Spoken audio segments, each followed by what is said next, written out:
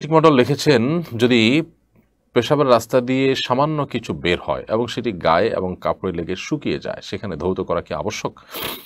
পেশাবের রাস্তা দিয়ে যদি পেশাবের সামান্য ছিটা বা অন্য কোনো কিছু বের হয় এবং গায়ে এবং কাপড়ে লেগে যায়, তাহলে যে জায়গা লেগেছে সেটি পবিত্র করতে হবে। আর যদি লাগার যাওয়ার পর সেটা শুকিয়ে যায়, তাহলে তারপরও যে জায়গা লেগেছে আমি যদি এটা চিহ্নিত করতে পারি, জায়গাকে ধুয়ে ফেলবো। আর যদি চিহ্নিত করা না যায়, হারিয়ে যায়, তাহলে সেটা পরিমাণে যদি অনেক কম হয়, না ধুলেও চলবে, নামাজ পড়া যাবে। আর যদি পরিমাণে বেশি হয়, তাহলে সেটি ধোয়া দরকার, ধুতে হবে।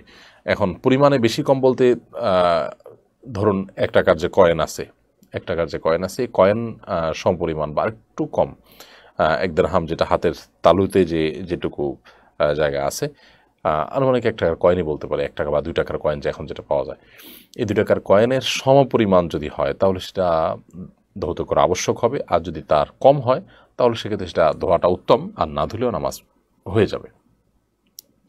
নাইম নূর